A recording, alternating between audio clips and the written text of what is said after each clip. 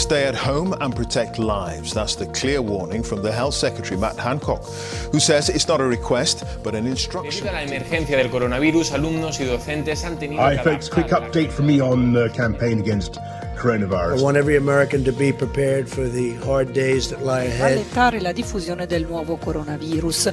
In Finding faster ways to test people who may have the virus. And it was such an incredible moment that is now taking place every Thursday at 8 p.m. None of us can say when this will end, but end it will. Hello and welcome to Corona Chronicles, where in the coming weeks we will attempt to touch base with a wide range of people from all walks of life to talk about how the current situation is impacting them both professionally and personally, as well as offering a cupful of cheer, some top tips and stats, and most importantly to touch virtual base with a cheery hello and without the need for hand sanitiser. I'm Nick Randall.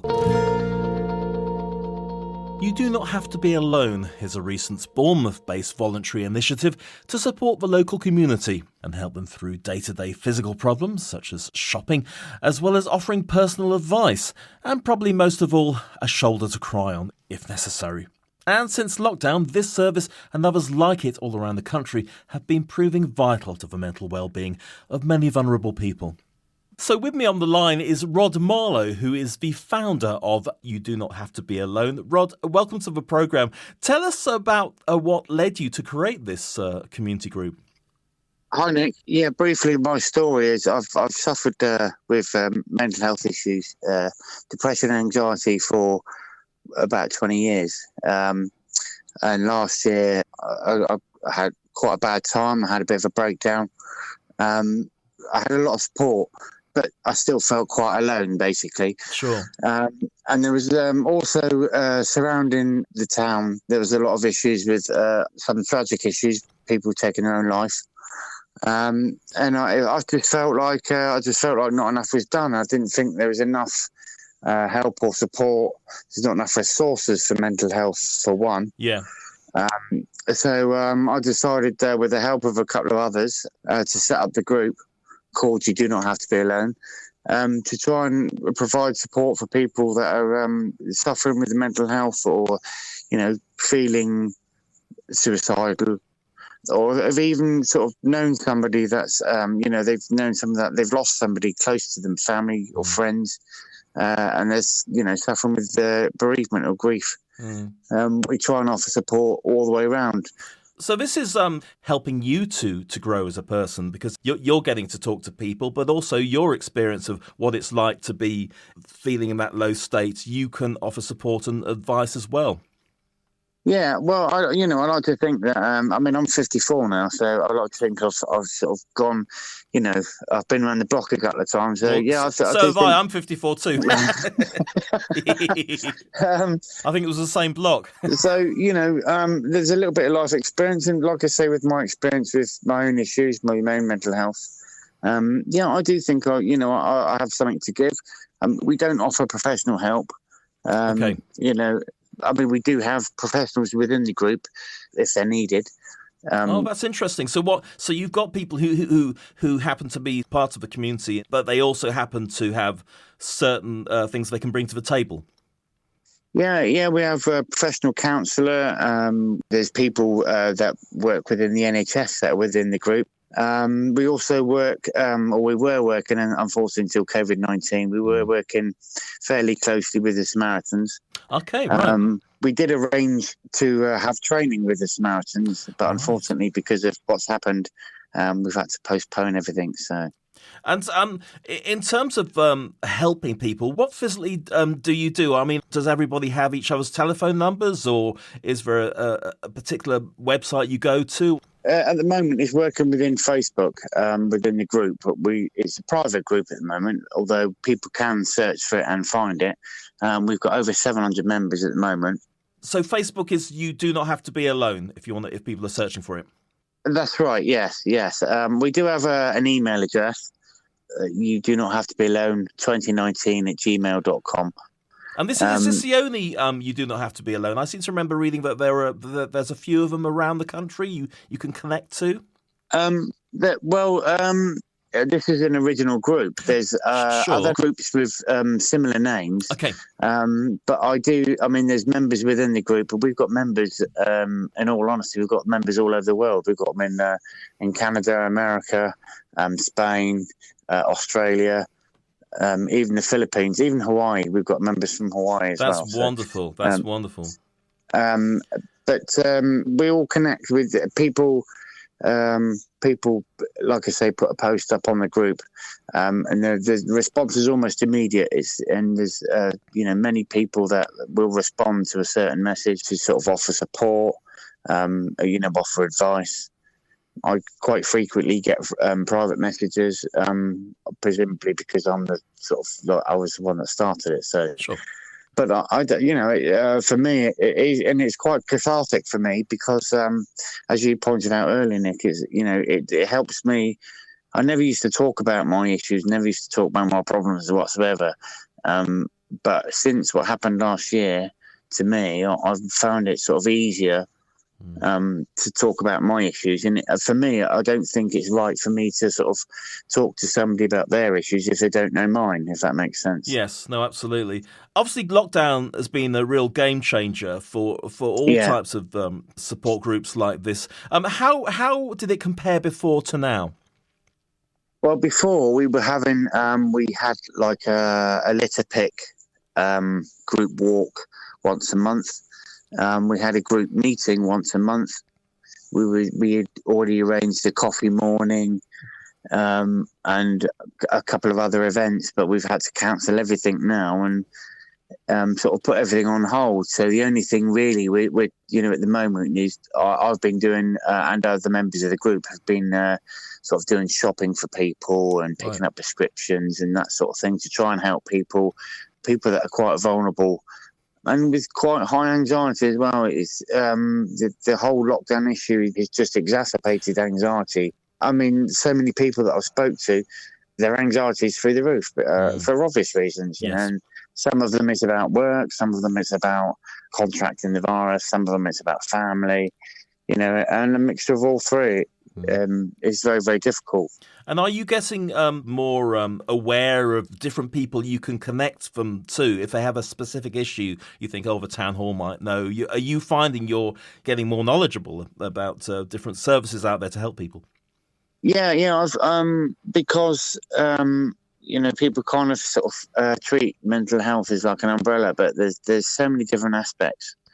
I've gained more of an understanding of how certain things work with certain issues, shall I say.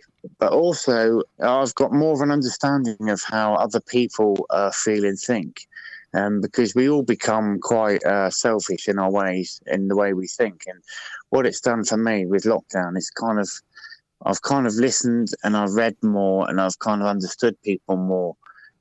Because people are feeling very vulnerable, and while people are vulnerable, you tend to get true feelings.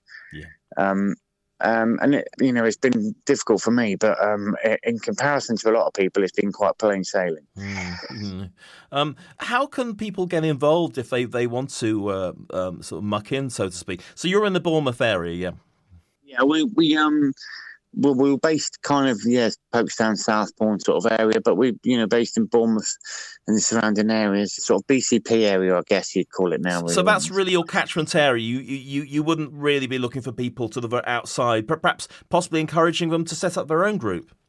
Yeah, no, strange enough, I did speak to somebody in Wales a couple of months ago and said I'm quite happy for them to sort of start their own chapter, if you like. Yeah. But basically, my idea would be to set up a community hub in the Bournemouth area, and then sort of work from there. And as you pointed out, there'd be no reason why, there couldn't be a hub in many different towns, across the country. Okay. And as I said, I think the question got slightly lost. How can people get involved if they're listening to this? Yeah, the main way is to join the group, really, on Facebook. But you can email me at the email address. And what I'll do is I take details and stuff, and then hopefully in the future we can start sort of organising some events for the group it's usually like just meetings, just group meetings, and like I say, look, we did little walks and stuff. I've got one organised for tomorrow now, actually, funnily enough. Brilliant. Social distancing walk. Yes, it is, yeah. With a loud hailer. Yeah. Well, we don't normally get loads turn up. There's normally only sort of like half a dozen or so. So it's easy enough. It'll be easy enough to maintain social distancing.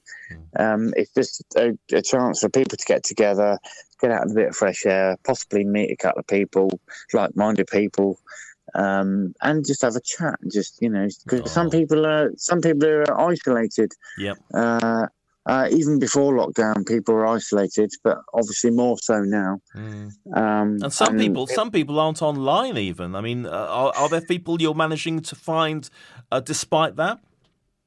Well, there's been a couple of people that text more, if you say more than social media. Okay. To be honest, their main issue has been getting shopping and prescriptions and stuff. So, sure. It's I've been happy to do. It's not. I can do that social distancing. It gets me out of the house as well. To be fair, absolutely, it's good for everybody. So this is obviously totally voluntary. It's not financed at all. No, that's right. No, it's not financed at all. No, I mean we did. We started the ball rolling to become a charitable organisation. Oh right, yeah. I was going to ask you. But it got delayed slightly with a couple of issues, and then unfortunately, because of lockdown and stuff, it became then even more difficult. So we might have to restart that. That's something to come, isn't it? Yeah. Yeah, that's right. Yeah, my aim was to become a charity before the end of the year, but that was obviously before coronavirus. So. No, absolutely. It sounds like it's helped loads of people, both before lockdown and particularly in lockdown. So, I mean, it's just fantastic that you've set this up and it's been so well timed. Yeah, well, I'll say it was set up last September, and it's kind of snowballed. And the response I've had within the group and from outside of the group has actually been quite.